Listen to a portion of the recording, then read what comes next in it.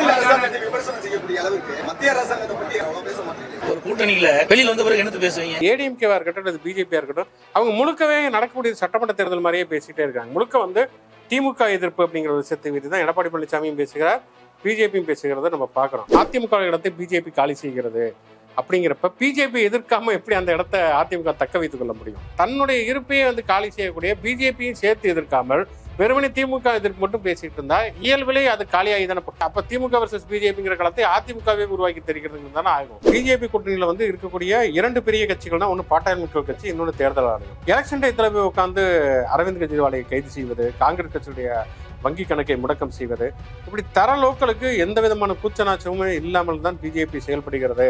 ஆளுங்கட்சியை தான் எதிர்க்க வேண்டியது, தேர்தல் ஆணையத்தையும் சேர்த்து எதிர்த்து பிரச்சாரம் செய்ய வேண்டிய ஒரு அவசியம் இன்னைக்கு எல்லா கட்சிகளுக்குமே இருக்கு. பார்ப்பனர்கள் எல்லாருமே ரொம்ப சொகுசாக இருப்பது, பிற்படுத்தப்பட்ட தாழ்த்தப்பட்டவர்கள் மட்டும் அந்த ரிஸ்க்ல கொண்டு வந்து இறக்கி விடுவது. நிர்மலா சீதாராமனாக இருக்கட்டும் அல்லது ஜெய்சங்கராக இருக்கட்டும், இவங்க வந்து எங்கேயுமே போட்டியிட மாட்டாங்க. அவங்க ரொம்ப சொபிஸ்கேட்டடா ஒரு கம்ஃபர்ட் ஜோன்ல தான் இருப்பாங்க.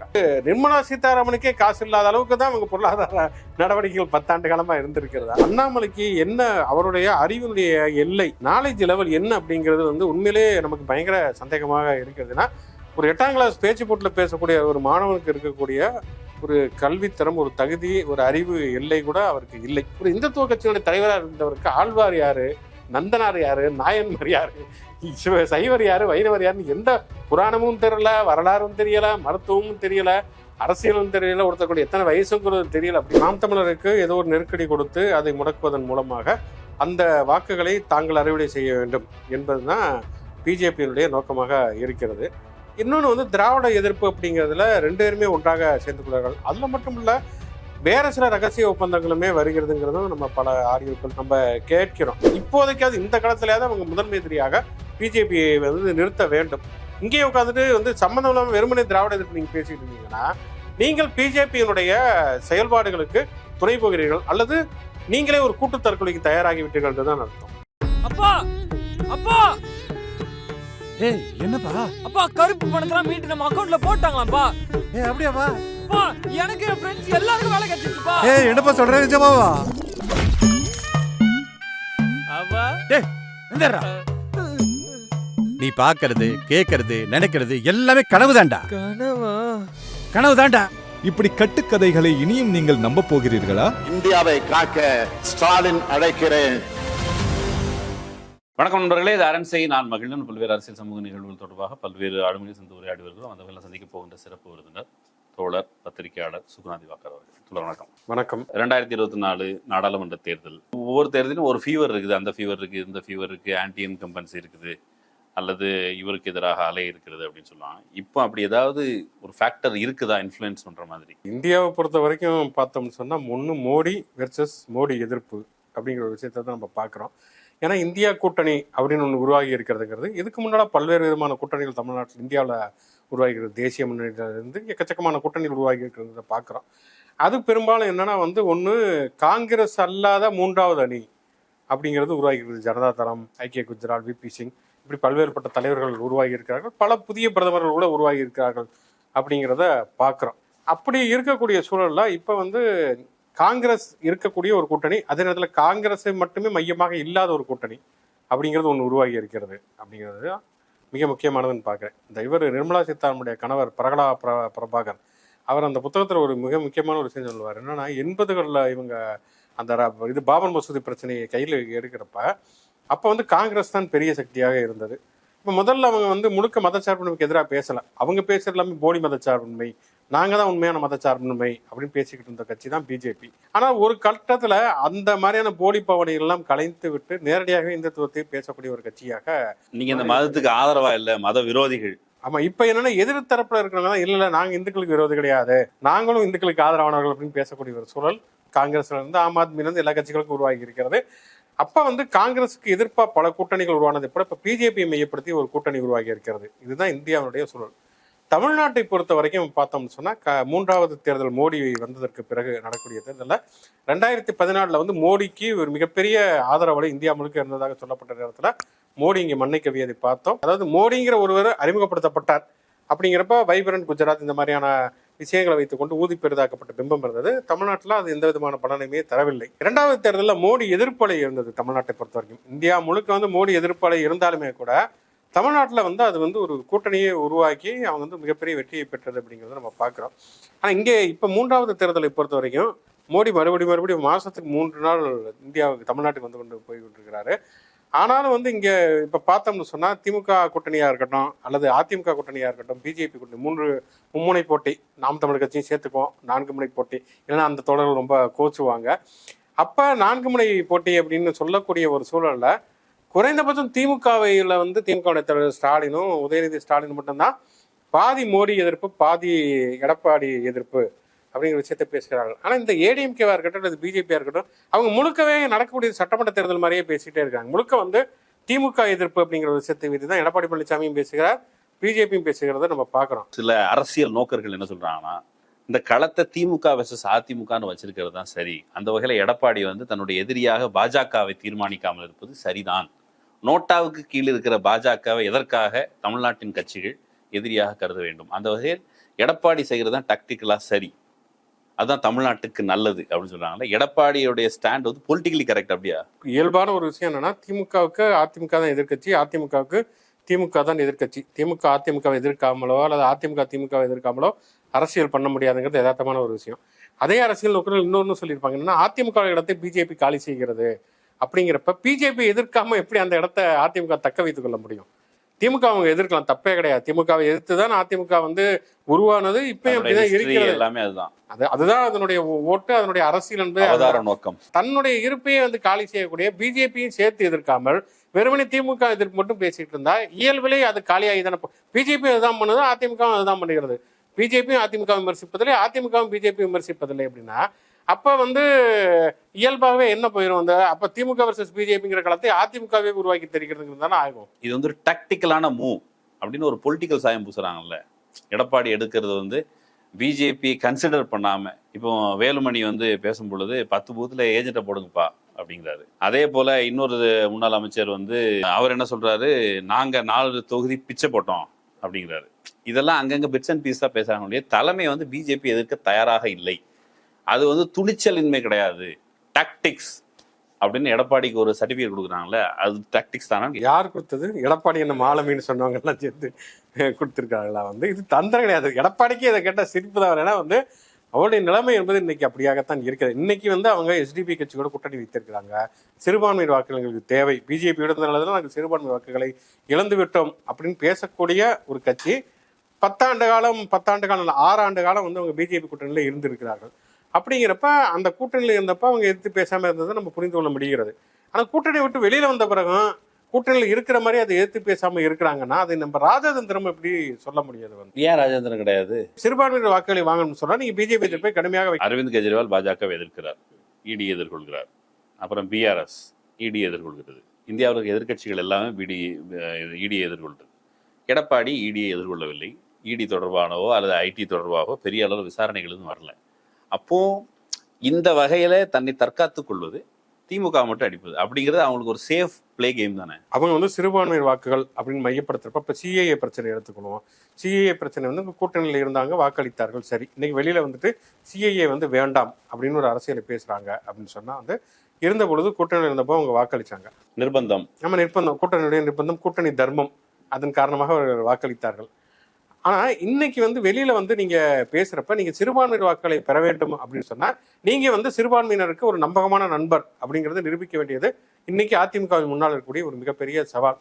ஏன்னா தொடர்ச்சியாகவே திமுக மோடி எதிர்ப்பை தான் பேசுகிறது, மோடியும் திமுக எதிர்ப்பை தான் பேசுகிறார். தமிழ்நாட்டில் மட்டுமல்ல, இந்திய அளவிலேயே பிஜேபி திமுக எதிர்ப்புங்கிறத பேசுகிறது. வேற மாநிலங்களுக்கு பிரச்சாரத்துக்கு போகிற பொழுது, வேற அரசு விழா, ராஜஸ்தான், கர்நாடகா, நாடாளுமன்றத்துக்கு போகிற போது, இமாச்சல பிரதேச தேர்தல் பிரச்சாரம், எல்லா இடங்களிலுமே திமுகவை தூக்கி சுமக்கிறது பாஜக. அப்படி இருக்கக்கூடிய சூழல்ல ஆக்சுவலா எடப்பாடி நம்மள சீன்ல எல்லாமே திமுக கூடுதல் முக்கியத்துவம் தருகிறது பாஜக அப்படின்னு நினைச்சா அவர் அந்த பாஜக காலி செய்வதான உண்மையான ராஜதந்திரன். ஆளுமைக்கே உரிய பதட்டம் வரவில்லை. அப்படியான ஒரு விஷயமே வரல அப்படிங்கறத இது ராஜதந்திரன் இப்படி மொழிபெயர்க்க முடியும்? நீங்க இல்ல அப்படி மொழிபெயர்க்கிறவங்க இருக்கிறாங்க, அதுக்கு தனியான ஒரு ட்ரைனிங் இருக்குது. இப்ப தமிழ்நாட்டை பொறுத்த அளவுக்கு சில கட்சிகள் இப்போ எடப்பாடிக்கு நேர் எதிர்முகாம் அப்படின்னா டிடிவி தினகரன், அவருக்கு குக்கர் சின்னம் கொடுக்குறாங்க. அதே போல ஜி.கே. வாசன், அவர் இந்த பக்கம் வரஞ்சுட்டு அந்த பக்கம் இருக்கிறாரு, அவருக்கு சைக்கிள் சின்னத்தை கொடுக்குறாங்க. இந்த வேலையை செஞ்சுட்டு இன்னொரு பக்கம் விடுதலை சிறுத்தைகளுக்கு, மதிமுகவுக்கு அவங்களுக்கு சின்னம் கொடுக்கறத தாமதப்படுத்துறாங்க. இது தேர்தல் ஆணையம் வந்து முறைகேடாக நடந்து கொள்கிறது விமர்சனம் வருது. இந்த மாதிரியான விஷயங்கள் தொடர்பாக கூட தமிழ்நாட்டின் பிரதான எதிர்க்கட்சியான எடப்பாடி பழனிசாமி அவர்கள் எந்த விதமான பெரிய கருத்து அப்படியான எதுவும் தெரிவிக்கலையே. ஆக்சுவலா வந்து ஓ பன்னீர்செல்வம் இன்னைக்கு வந்து சுயேட்சை சின்னத்துல நிற்கிறாரு. அவர் இரட்டை இலை சின்னம் வேண்டும் வேண்டுங்கிறார். நேற்று கூட வந்து இரட்டை சின்னத்தை முடக்க வேண்டும், எனக்கு பக்கெட் சின்னம் கொடுங்க, எடப்பாடிக்கு இரட்டை இலை சின்னத்தை முடக்குங்க அப்படிங்கிறார். வந்து தேர்தல் ஆணையம் கூட எடப்பாடி பழனிசாமிக்கு நோட்டீஸ் அனுப்பியதெல்லாம் பார்த்தோம். ஆனா இவ்வளவு செய்யக்கூடிய தேர்தல் ஆணையம் எடப்பாடி பழனிசாமி இரட்டை இலையை முடக்கவில்லை. அப்பதான் நமக்கு ஒரு சந்தேகம் வருது, உண்மையிலேயே வந்து அதிமுகவுக்கும் பாஜகவுக்கும் இடையில ஒரு கள்ள கூட்டணி, ரகசிய கூட்டணி இருக்கிறதா அப்படிங்கிற கேள்வியுமே வருகிறது. தேர்தல் ஆணைய விவகாரத்திலையும் வருது. ஆமா, கண்டிப்பா வருகிறது. ஏன்னா நீங்க நல்லா பாக்குறவனைக்கு இன்னைக்கு பிஜேபி கூட்டணியில வந்து இருக்கக்கூடிய 2 பெரிய கட்சிகள் தான், ஒன்னு பாட்டாளி மக்கள் கட்சி, இன்னொன்னு தேர்தல் ஆணையம். அப்படிதான் சொல்ல முடியும். மதிமுக போய் அப்ளை பண்ணி கேட்கிறப்ப நீங்க வந்து ஒரு தொகுதியில தான் நிக்கிறீங்க, 2 தொகுதியில போட்டியிடவில்லை, நீங்க ரிஜெக்டட். சரி, ஓகே, இப்ப விடுதலை சேர்த்து விடாங்கன்னா நீ 2 தொகுதியில் நிக்கிறியா, அப்போ உனக்கு வேற ஒன்று சொல்றேன் அப்படின்னு சொல்லிட்டு நீ வந்து கணக்குகளை தாக்கல் செய்யவில்லை. நாம் தமிழர் கட்சி 7% வாக்கு வங்கி இருக்கு, உனக்கும் கிடையாது. நாம் தமிழர் கட்சி சரி இந்த சின்னம் வேணாம், எனக்கு வேற ஒன்று சின்னம் கேட்டா அதுவும் தர தயாராக இல்லை. அப்படின்னா இது வந்து வெளிப்படையாகவே தெரிகிறது, இந்தியா முழுக்கவே தெரிகிறது. சரத்பவாரும் கட்சியை ஆரம்பிக்கிறார், ஆனா அந்த கட்சிக்கும் சரத்பவாருக்கும் சம்மந்தமே கிடையாது, நீங்க வேற ஒரு பேர் வச்சுக்கோங்க அப்படிங்கிறாங்க. சண்டிகர் மேயர் தேர்தலில் அஜித் பவாருக்கு கொடுக்கணும். சண்டிகர் மேயர் தேர்தலில் தேர்தல் அதிகாரி என்ன முறைகேடு செய்தாருங்கிறத உச்சநீதிமன்றம் வந்து குட்டு வைத்த பிறகு நமக்கு தெரிகிறது. அப்படி இன்னைக்கு அண்ணாமலையினுடைய வேட்புமனு தாக்கல் மீது வந்து நாம் தமிழர் கட்சி, அதிமுக எல்லாருமே ஆட்சேபனை தெரிவிச்சிருக்கலாம். அடிப்படையில் நிறைய தப்பு சொன்னாங்க. அதாவது அந்த இது சொல்றாங்களே, அந்த ஸ்டாம்ப் பேப்பர், அதுவே தப்பான ஸ்டாம்ப் பேப்பர்ல அவர் வந்து வேட்புமனு தாக்கல் பண்ணியிருக்கிறாரு. ஆனா அங்கீகரிக்கப்பட்டிருக்கு. ஆனா வந்து அங்கீகரிக்கப்படுகிறது. செல்வகணபதியுடைய மனு வந்து நிறுத்தி வைக்க. இவ்வளவு முறைகேடாக தேர்தல் கமிஷன் ஆரம்பத்திலே, தேர்தல் தொடக்கத்திலே இப்படியான வேலைகள் செய்யும் பொழுது எதை நம்பி மக்கள் வாக்களிப்பது, எதை நம்பி தேர்தல் கட்சிகள் இப்போ வந்து it will be fair election அப்படின்னு சொன்னாதான் நீங்க வந்து எலெக்ஷன்ல பங்கெடுப்பது அப்படிங்கிறதுல அர்த்தம் இருக்குது. இப்போ தேர்தல் கமிஷன் தொடக்கத்திலே இப்படியான வேலைகள் செய்யும்போது எதை நம்பி மக்கள் அல்லது கட்சிகள் இதில் பங்கேற்பது? பிஜேபி பொறுத்த வரைக்கும் காங்கிரசுக்கு இருந்த சில நாகரிக பாவனைகளை கூட பிஜேபி முற்றிலுமாக கலைந்து விட்டது அப்படிங்கிறதா உண்மை. அது வந்து விசாரணை அமைப்புகளாக இருக்கட்டும். இப்போ வந்து நீங்க விசாரணை அமைப்புகளை ஏவி விட்டு எதிர்கட்சிகளை மிரட்டுவதுங்கிறது பல ஆண்டுகளாக இருக்கிறது. எலெக்ஷன் டயத்தில் போய் உட்காந்து அரவிந்த் கெஜ்ரிவாலை கைது செய்வது, காங்கிரஸ் கட்சியுடைய வங்கி கணக்கை முடக்கம் செய்வது, இப்படி தர லோக்களுக்கு எந்த விதமான கூச்சநாச்சமுமே இல்லாமல் தான் பிஜேபி செயல்படுகிறது அப்படிங்கிறதா எதார்த்தம். அது நீதித்துறையாக இருக்கட்டும் அல்லது விசாரணை அமைப்புகளாக இருக்கட்டும், தேர்தல் ஆணையமாக, எந்த எல்லைக்கும் செல்வார்கள், எல்லா எல்லைக்கும் அவர்கள் போவதற்கு தயாராக இருக்கிறார்கள். அப்படின்னா இப்ப நீங்க சொன்னது மாதிரி உண்மை யதார்த்தம் அப்படிதான். தேர்தல் ஆணையமே இன்னைக்கு பிஜேபியினுடைய கூட்டணியில இருக்கிறது அப்படிங்கிறது தான். இப்ப நம்பி அந்த முறைகேடுக்கு துணை போறது மாதிரி தானே இருக்குது. அந்த எலெக்ஷன் வந்து ஃபேராவே நடக்காதுன்னு சொன்னா இதுல நான் எலெக்ஷன்ல பங்கெடுத்து என்ன ஆக போகுது? அப்போ எலெக்ஷன் கமிஷன் ஃபேராக செயல்படுவதற்கான ஒரு போராட்டம் கீழிருந்து எதிர்கட்சிகள் ஒருவேளை நடத்தல அப்படின்னு சொன்னா, ஸோ எண்ட் ரிசல்ட் இதுல இருந்தே வேற மாதிரி போயிடுமோங்கிற ஒரு டவுட் வருது. இல்ல அந்த போராட்டம் எதுவும் நடக்க மாதிரி இல்லை. கண்டிப்பா வந்து சட்ட போராட்டத்தில் வந்து பல்வேறு விதமான போராட்டங்கள் நடத்தப்பட வேண்டும். இப்போ சட்ட போராட்டம் தான் வந்து மதிமுகவும் நடத்தியது, விடுதலை சிறுத்தைகள் கட்சியும் நடத்துறாங்க அப்படிங்கிறத பார்க்கிறோம். அங்கேயுமே வந்து பெரிய அளவில் நீதி அவர்களுக்கு கிடைக்கவில்லை. ஆனா இன்னைக்கு வந்து கட்சிகள், எதிர்கட்சிகளை பொறுத்தவரை வேற சாய்ஸ் என்பதும் கிடையாது. இன்னைக்கு நீங்க ஒருவேளை இந்த தேர்தலை நீங்கள் புறக்கணித்து விட்டார்கள், அது நிற்கவே இல்லைன்னு சொன்னா, இப்ப அடுத்து வந்து 3வது முறையும் மோடி வருவதற்கான வாய்ப்பை தடுப்பதற்காக வேற என்ன வழி இருக்கிறது? நான் சொல்றது தேர்தல் புறக்கணிப்பு நான் சொல்லல. இந்த தேர்தல் ஃபேரா நடக்குது, முதல்ல election commission it should be fair அப்படிங்கிறதுக்கான போராட்டம். நீ உடனே நீ வந்து இருக்கிறதே பயஸ்டா இருக்க, நீ எலெக்ஷன் நடத்துற, இந்த எலெக்ஷன் நம்பகத்தன்மையோடு இல்லை, அப்படியான ஒரு ஸ்ட்ரகிள் ஒன்று நடக்கணும்ல. குறைந்தபட்சம் அது இந்த எலெக்ஷன் பிரச்சாரத்துல அது கொஞ்சம் தீவிரமடையணும்ல. அது அப்படி மையப்படுத்தப்பட்டிருக்காங்க. கண்டிப்பா அது வந்து எக்ஸ்போஸ் பண்ண வேண்டிய ஒரு விஷயம் தான். ஏன்னா தேர்தல் ஆணையம் ஒருவரே வந்து தேர்தல் அறிவிப்பு வருவதற்கு சில நாட்களுக்கு முன்பு ராஜினாமா செய்துவிட்டு போகிறார் அப்படிங்கிறத பார்க்குறோம். அதுக்கப்புறமே வந்து தமிழ்நாட்டில் வந்து மோடி பிரச்சாரம்லாம் முடிந்த பிறகுதான் தேர்தல் தேதி அறிவிக்கப்படுகிறது. வரிசையாகவே அவங்க வெளிப்படையாகவே எல்லாமே பண்ணிக்கிற பொழுது மக்கள் மத்தியில் எப்படி வந்து மோடியையோ அல்லது அதிமுகவையோ வந்து திமுக அம்பலப்படுத்துகிறது, மற்ற கட்சிகள் இடதுசாரிகளோ அல்லது தலித் அமைப்புகளோ அம்பலப்படுத்துவதை போல தேர்தல் ஆணையம் குறித்தும் அம்பலப்படுத்தப்பட வேண்டிய ஒரு அவசியம். ஆளுங்கட்சியை தான் எதிர்க்க வேண்டியது. இப்ப தேர்தல் ஆணையத்தையும் சேர்த்து எதிர்த்து பிரச்சாரம் செய்ய வேண்டிய ஒரு அவசியம் இன்னைக்கு எல்லா கட்சிகளுக்குமே இருக்கு. அதுதான் நான் கேட்க வர்றேன். இப்போ வந்து கோவைக்கும் நீலகிரிக்கும் அண்ணாமலையுடைய நெருக்கமான நண்பரான மனோஜ்குமார் ஐபிஎஸ் நியமிக்கப்பட்டிருக்கிறார். இது ஒரு தகவல். அண்ணாமலையுடைய வேட்புமனு தாக்கல், அதுல வந்து இந்த முறைகேடுகள் இருக்குது, அது சரியா இல்லை அப்படிங்கிறத ஒட்டியும் அவருடைய வேட்புமனு வந்து நிராகரிக்கப்படாமல் ஏற்றுக்கொள்ளப்பட்டிருக்கிறது. இது கோயம்புத்தூர் எலெக்ஷன் அப்படின்னு வரும்போது ஏதோ ஒரு சமிக்ஞை தெரியுது. அப்படி உங்களுக்கு தோணுதா? இது வந்து இப்போ கோயம்புத்தூர் எலெக்ஷன் ஃபேராக நடக்கும். இப்போ அவர் வந்து கோயம்புத்தூருக்கு நான் வந்து ஜெயிக்க வரலைங்கிறாரு, எங்கள் அம்மாவை பார்க்காம நாங்கள் வேலை பார்க்கங்கிறாரு, கோட்டாவில் வந்தவன் இல்லைங்கிறாரு, கோயம்புத்தூரை காப்பாற்ற போகிறேங்கிறாரு. அவருக்கு இப்படி ஒரு சாதகமான சூழல் தொடக்கத்தில் இருந்து இந்த அதிகாரி நியமிக்கப்பட்டது, வேட்புமனு வந்து எந்த விதமான பிரச்சனையும் இல்லாமல் ஏற்றுக்கொள்ளப்பட்டது, இப்படிலாம் அண்ணாமலைக்கு ஏதுவான ஒரு விஷயங்கள் எதுவும் நடக்குது அப்படின்னு புரிஞ்சுக்கிறதா? கண்டிப்பா அந்த சந்தேகம் இருக்கிறது. கோயம்புத்தூர்ல மட்டும் இப்ப நீலகிரி எடுத்துக்கிட்டோம்னா, எல்முருகன் முதல்ல நீலகிரி நிக்க போறாருன்னு சொல்லிட்டு அதுக்கப்புறம் டக்குன்னு ராஜ்யசபா எம்பி ஆனார். அப்ப என்னன்னா வந்து நீலகிரியில அவங்க வெற்றி பெறுவதற்கான வாய்ப்புகள் இல்லை, அதனாலதான் முருகன் ராஜ்யசபா எம்பி ஆனார் அப்படின்னு தான் நம்ம புரிஞ்சுக்கிட்டோம்.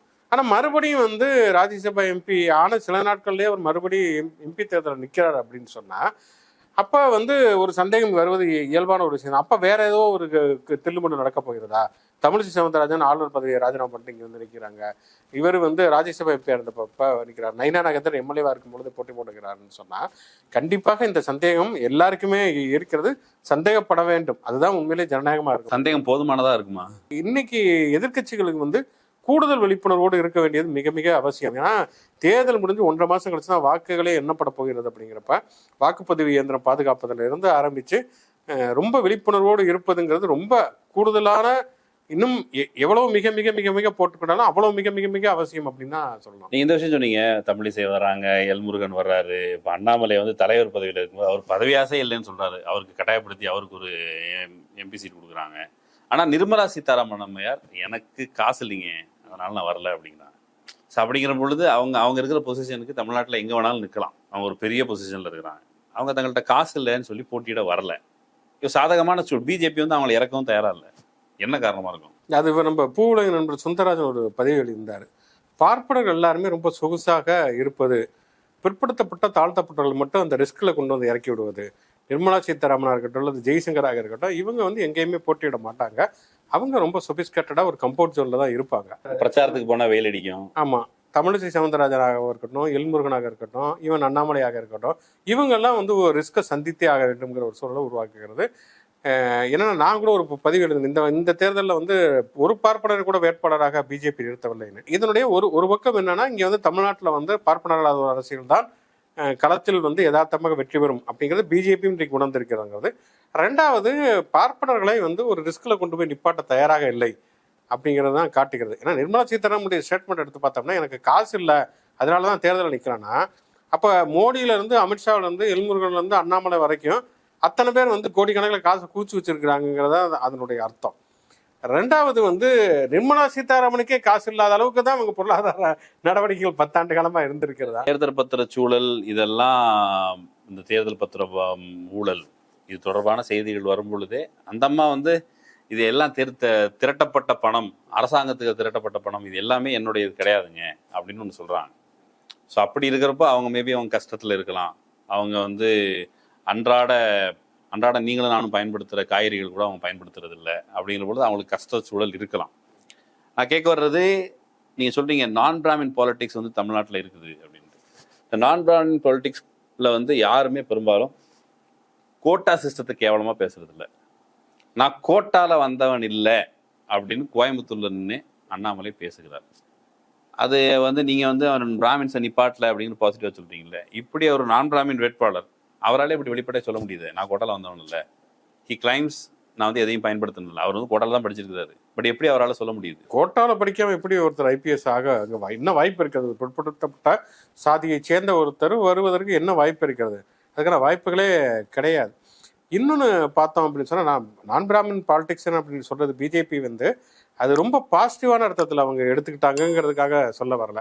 வேற வழி இல்லை, அவங்களுக்கும் அதுதான் யதார்த்தம். அவங்கள ஒரு டிஃபென்ஸ் ஆட வேண்டியது இருக்கு. ஆனால் இந்த சூழல் புரிந்து கொண்டு தான் அவர் அண்ணாமலையே கொண்டு வராங்க. எச்சராஜா இல்லாமல் அண்ணாமலையை கொண்டு வர்றது இதுதான் காரணம் எனக்கு புரியுது. ஆனால் அதே அண்ணாமலை நான் கோட்டாவில் வந்தவன் இல்லை அப்படின்னு பேசுறாரு. தமிழ்நாடு எப்படி எதிர்கொள்ளணும்னு கேட்குறேன். முதல்ல அண்ணாமலைக்கு என்ன அவருடைய அறிவினுடைய எல்லை, நாலேஜ் லெவல் என்ன அப்படிங்கிறது வந்து உண்மையிலே நமக்கு பயங்கர சந்தேகமாக இருக்கிறதுனா, ஒரு 8ஆம் கிளாஸ் பேச்சு போட்டில் பேசக்கூடிய ஒரு மாணவனுக்கு இருக்கக்கூடிய ஒரு கல்வித்தரம், ஒரு தகுதி, ஒரு அறிவு எல்லை கூட அவருக்கு இல்லை. இதுக்கு முன்னாடி அப்படிதான் இடபிள்யூஎஸ் ரிசர்வேஷன் பற்றி பேசுகிறப்பையும் அப்பயும் அதான் சொன்னார், எக்கனாமிக்கலி வீக்கர் செக்ஷன்ங்கிறது எல்லா ஜாதிக்கும் தான் அங்கே கொடுப்பாங்கன்னாரு. அவர் பாண்டேவும் சொல்லியிருந்தாரு. ஆமாம், ஆனால் வந்து எஃப்சிக்கு தான் கொடுப்பாங்கிறது யதார்த்தமான ஒரு விஷயம், எல்லாத்துக்குமே சாதாரணமாக பேப்பர் படிக்கிறவங்களுக்கு தெரிந்திருக்கக்கூடிய ஒரு விஷயம். அதுக்கப்புறம் அவர் என்ன சொன்னார்னா, அந்த கோட்டாவை சொன்னாங்க, எம்எல்ஏ மகன்கிற கோட்டாவில் தான் இவருக்கு கொடுத்தாங்கன்னு சொன்னாங்கன்னு. அவங்க அப்பா செத்து போயிட்டாரு. அவங்க இவருக்கு சீட்டு கொடுக்குறப்ப அவங்க அப்பா உயிரோடையே இல்லை. இன்னொரு பக்கம் பார்த்தா இதை சொல்றீங்க, சௌமியா அன்புமணிக்கு மட்டும் எந்த கோட்டாவில் வந்து வந்தாங்கன்னு கேட்டால், சௌமியா அன்புமணி 30 வயசுல வரல, 40 வயசுல வரல, 50 வயசுல வரல, பசுமை தாங்க வச்சிருந்தாங்க. அந்த வில்லு படத்துல நயன்தாரா ஒரு காமெடி, விஜய் காமெடி உள்ள அம்மம்மாவோட அப்பப்பாவோட அப்பப்பாவோட அப்பப்பாங்கிற மாதிரி அவருடைய மகளுக்கு ஒரு மகள் பிறந்து, அந்த மகளுக்கு ஒரு மகள் பிறந்து அவங்களுக்கு கல்யாணம் ஆயிடுச்சு அப்படிங்கிறப்ப அது அன்புமணி வாரிசு, அவங்களுக்கே வாரிசு வந்துருச்சு, அவங்க வாரிசு கிடையாது அப்படிங்கிறப்ப ஜெர்க்காயிரும், அவங்க பேத்திக்கே கல்யாணம் ஆயிடுச்சு அப்படிங்கிறது அதுவே ரொம்ப அடிப்படையில தவறான ஒரு தகவல். அவருக்கு 56 வயசு தான், அன்புமணி ராமதாஸுக்கு 56 வயசு தான். அவங்க அவர் மகளுக்கு தான் கல்யாணம் ஆனது. இப்ப அப்படி இருக்கக்கூடிய சூழ்நிலை உண்மையிலே அன்புமணி அண்ணாமலையை பொறுத்த வரைக்கும் என்னதான் அவருக்கு அறிவு இருக்கிறது அப்படிங்கிறது ரொம்ப ஆச்சரியமான ஒரு விஷயமாக இருக்கு. டெய்லியுமே அவர் அவ்வளவு தவறான தகவல்களை சொல்றது கூட ஓகே, ஒரு அரசியல்வாதி சொல்கிறார் இருக்கலாம். ஆனா ஒரு அறிவாளியை போலவே ரொம்ப புத்திசாலித்தனத்தோட பேசுவது. இப்ப நேற்று அதே இதுல அவர் நீங்க சொன்னீங்களா, அந்த கோயம்புத்தூர்ல சாமி கும்பிட போனேன், நான் ஜெயிக்கணும்னு கும்பிடலன்னு. அப்போ ஒரு ரிப்போர்ட்டர்கள் இருக்கிறாரு, இந்த மாதிரி தங்கத்தினுடைய விலை 50,000 வந்துச்சுங்க, ஒரு பவுனுடைய தங்கத்துடைய விலை, நீங்க அந்த இறக்குமதி வரியை குறைக்கலாமே மத்திய அரசு கேட்கிறப்ப டக்குன்னு எரிச்சலா என்ன சொல்றாரு, உங்களுக்கு இதை பத்தி ஏதாவது தெரியுமா, சம்பந்தம் இல்லாம நாலேஜ் இல்லாம அந்த சப்ஜெக்ட் நாலேஜ் இல்லாம இதை பத்தி எல்லாம் சம்பந்தம் இல்லாம நீங்க கேட்கக்கூடாது அப்படிங்கிறாரு. சரி, உங்களுக்கு என்ன நாலேஜ் இருக்கு? இப்ப இதே மாதிரியான துணியில தான் 0% நீட்டு கொண்டு வந்தப்பையும் கேட்டாரு, நீங்க இதை பத்தி ரிசர்ச் பண்ணிக்கீங்களா? நான் ரிசர்ச் பண்ணியிருக்கிறேன் அப்படின்னு சொல்லிட்டு 18,000 சீட்டு இந்தியா முழுக்க பிஜி சீட்டுக்கு இருக்குன்னாரு. ஆனால் 6,000 சீட்டு தான் இருக்குது. இப்படி சாதாரணமான எந்த ஒரு விஷயத்திலையும், இன்னும் சொல்லப்போனால் அவர் இந்துத்துவ அரசியல் கட்சியினுடைய தலைவர், அவர் இந்த சனாதன எதிர்ப்பு பற்றி பேசுகிறப்ப ஒரு விஷயம் என்ன சொல்றாருன்னா, நம்ம எல்லாத்துக்குமே தெரிஞ்ச ஒரு விஷயம் தான் நந்தனார் கதை அப்படிங்கிறது. நந்தனை உள்ள விடலை அப்படிங்கிறது. அதுக்கு சனாதானம் இதுக்கு சொல்றப்ப, சிதம்பரம் கோயிலில் திருப்பானாழ்வாரை உள்ள விடலை, அதுக்கு எதிராக அதுக்கு எதிராக இருந்ததுதான் சனாதானங்கிறாரு. திருப்பானாழ்வார் வைணவர் ஆழ்வார், அவர் சிவன் கோயிலுக்கு போவே மாட்டார். ஒரு இந்துத்துவ கட்சியினுடைய தலைவராக இருந்தவருக்கு ஆழ்வார் யாரு, நந்தனார் யாரு, நாயன்மார் யாரு, சைவர் யாரு, வைணவர் யாருன்னு எந்த புராணமும் தெரியல, வரலாறும் தெரியல, மருத்துவமும் தெரியல, அரசியலும் தெரியல, ஒருத்தர் எத்தனை வயசுங்கிறது தெரியல அப்படின்னு சொல்லிட்டு இவ்வளவு தைரியமா ஒருவர் எனக்கு ஜெயமோகன் மட்டும் தான் அப்படி பேசுவார். உங்களுடைய பத்திரிகை அனுபவத்துல இருந்து இதை சொல்றீங்க, ஜெயமோகன் கூட எல்லாம் அவர் ஒப்பிடுறீங்க, அவர் சந்தோஷப்பட போறாரு. ஆனா உங்களுடைய அரசியல், உங்களுடைய பத்திரிகை அனுபவம், அரசியல் ரீதியான வாசிப்பு, இதுல இருந்து சொல்றீங்க. ஆனா இதே போல ஒரு நீண்ட அரசியல் அனுபவம் கொண்ட ஒரு தலைவர், தமிழ்நாட்டுல சமூக நீதி காவலர் அப்படிலாம் சொல்லப்படுற ஐயா, மருத்துவர் ஐயா, அவர் அண்ணாமலையை தான் தலைமை ஏற்றுக்கிட்டு இந்த கூட்டணியை போயிருக்கிறார். அவர் சமூக நீதிக்காக தொடர்ந்து உழைச்சிருக்கிறார், வன்னியர்களை இடஒதுக்கீட்டுக்காக போராடி இருக்கிறார். அவருக்கு ஒரு நீண்ட பாரம்பரியம் இருப்பது, அவருக்கும் இடதுசாரி அதுன்னு ஒரு வகை ஒரு பெரிய ஸ்டாம்ப்லாம் இருக்கு. அவரு அண்ணாமலை தலைமை தான் ஏற்றுக்கிட்டு போயிருக்கிறாரு. நேற்று அவங்க ஒரு தேர்தல் அறிக்கையை வெளியிட்டிருக்கிறாங்க. அதுல இருக்கக்கூடிய ஒரே ஒரு வார்த்தையை கூட பிஜேபி ஏற்றுக்கொண்டிருக்குன்னு சொல்லுங்க. சாதிவாரி கணக்கெடுப்பு, நீட் தேர்வு ரத்து, அனைத்து சாதிகளுக்கும் இடஒதுக்கீடு, அனைத்து சாதிகளுக்கும் மக்கள் தொகை அடிப்படையில் இடஒதுக்கீடு, அதே மாதிரி மாநில சுயாட்சி. ஒரு விஷயத்த கூட பிஜேபி ஒத்துக்காது. பிஜேபி கூட்டணியில இருப்பீங்க, பிஜேபி கூட்டணி இப்ப எல்லா கூட்டணிகளுமே இருக்கக்கூடிய ஒரு விஷயம் தான். ஒவ்வொரு கட்சிக்கும் ஒரு கொள்கை இருக்கும், ஒரு தேர்தல் அறிக்கை வெளியிடுவாங்கிறது ஓகே. ஆனா எதெல்லாம் மோடி நிராகரிச்சாரோ அது ஒரு ஃபியூச்சர் பிளான் கூட கிடையாது. ஏற்கனவே மோடி எல்லாமே நிராகரித்திருக்காரு. ஜாதிவாரி கணக்கெடுப்பு ஆரம்பித்து எல்லாவற்றையும் நிராகரித்திருக்கிறார். சாதிவாரி கணக்கெடுப்புக்கு கேட்டப்ப ஏன் சாதி ரீதியா பிரிக்கிறீங்கன்னு பேசிய ஒருத்தர் அவர் தலைமை ஏற்று அவர் அடுத்த தடவை பிரதமராக்குன்னு சொல்லிட்டு சாதிவாரி கணக்கெடுப்பு எடுக்க போறோம் நாங்க அப்படின்னு சொன்னாங்கன்னா, இது எப்படி இதை இதுல என்ன நம்பகத்தன்மை இருக்கு, இது என்ன புத்திசாலித்தனம் அப்படின்னு சொல்ல முடியும்? இப்ப யதார்த்தமா எல்லாத்துக்குமே தெரிஞ்ச ஒரு விஷயம் என்னன்னா, ராமதாஸ் எப்படி புரிஞ்சுக்கிறது, அவர் நீங்க சொன்ன விஷயங்கள் எல்லாமே ஒரு சமூக நீதி கோரிக்கைகள் தான். பெரும்பாலும் ஒரு சில விஷயங்கள் தவிர பெரும்பாலும் சமூக நீதி சார்ந்த கோரிக்கைகள். இந்த கோரிக்கைகளை பாஜக ஏற்காது. இப்ப இல்ல, ரொம்ப முன்னாடி பேராசிரியர் தீரன் ஒரு அறிக்கை விட்டாரு, பிஜேபியோட நீங்க நம்ம கூட்டணி வைக்கலாமான்லாம் சொல்லி அறிக்கை விட்டாரு.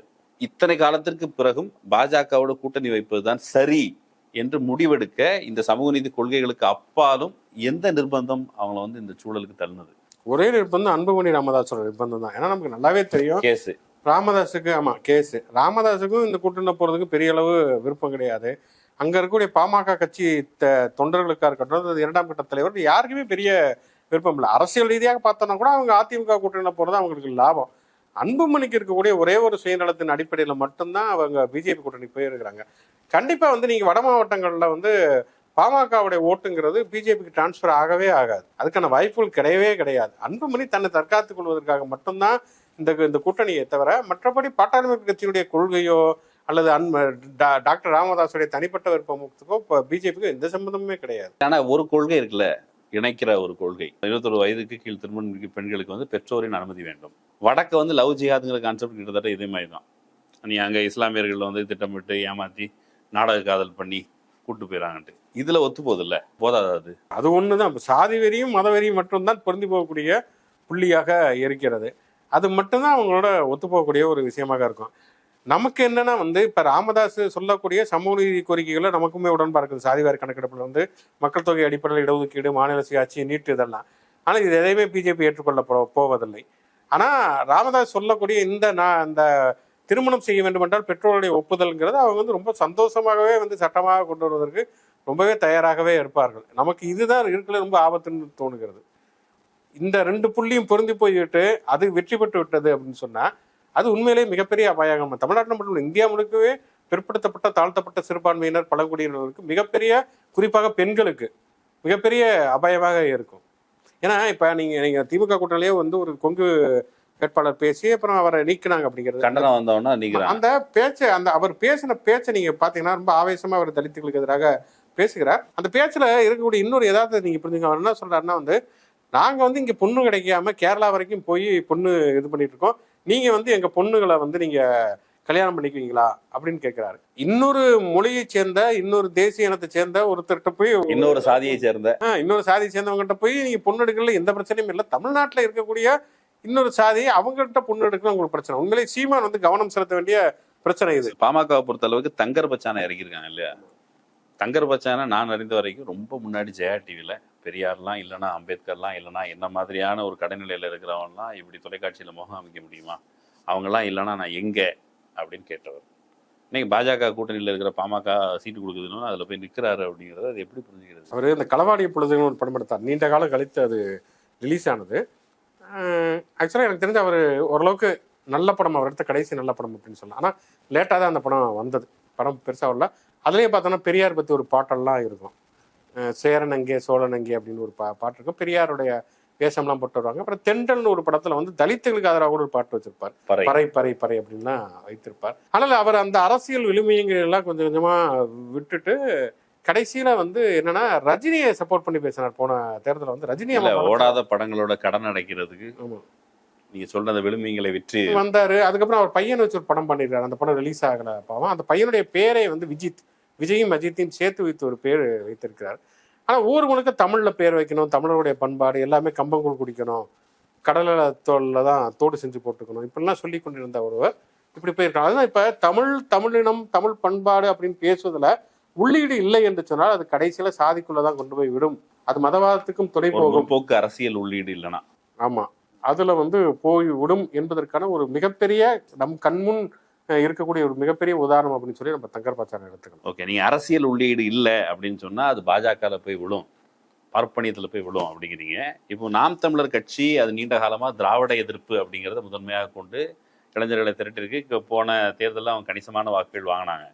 இப்ப அந்த கட்சியிடமிருந்து சின்னத்தை பறிப்பது, அவர்கள் தேர்தலில் போட்டியிடுவதற்கு முட்டுக்கட்டை போடுவது, இதன் வழியாக திராவிட எதிர்ப்பால் திரட்டப்பட்ட ஒரு கூட்டம், அந்த கூட்டம் வெளியில வேக்கண்டா நிற்கும்.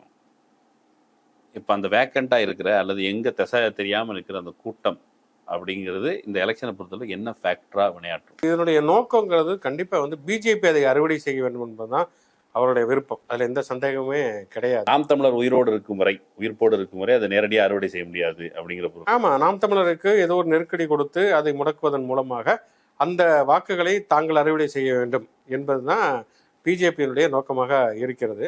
இன்னொன்று வந்து திராவிட எதிர்ப்பு அப்படிங்கிறதுல 2 பேருமே ஒன்றாக சேர்ந்து கொள்வார்கள். அதுல மட்டும் இல்ல வேற சில ரகசிய ஒப்பந்தங்களுமே வருகிறதுங்கிறதும் நம்ம பல ஆடியோக்கள் வழி நம்ம கேட்கிறோம்.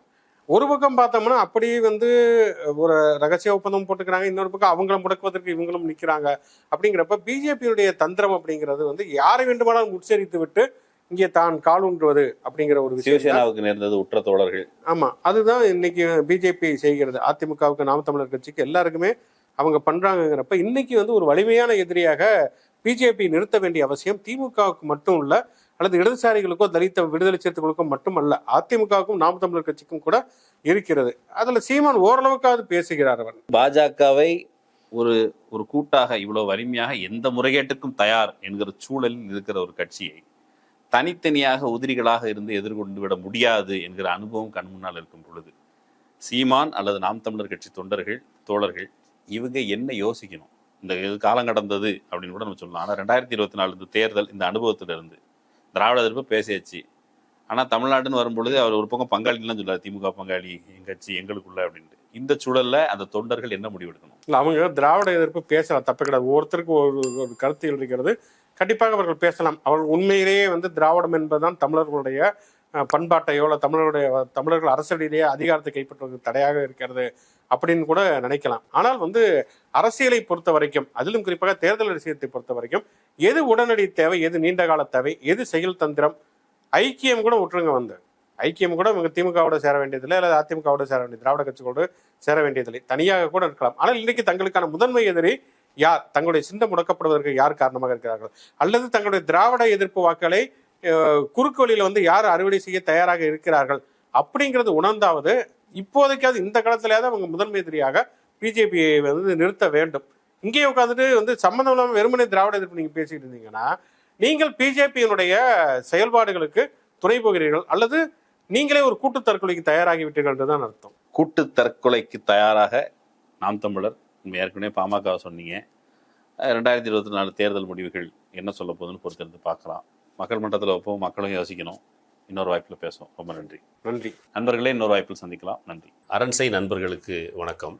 அரண்சை ஊடகம் சுயேட்சையாக இயங்குவதற்காகவே உருவாக்கப்பட்டது. நாம் செய்கிற வேலை உண்மையிலேயே மக்களுக்காக செய்கிறோம் என்பதை நீங்கள் நம்பினால், வாய்ப்பு இருந்தால் இந்த ரேசர் பே QR கோடுக்குள்ளே நீங்கள் அதை ஸ்கேன் பண்ணி எங்களுக்கு உங்களால் இயன்றதை, விருப்பம் இருந்தால் ஆதரவு தெரிவிக்கலாம்.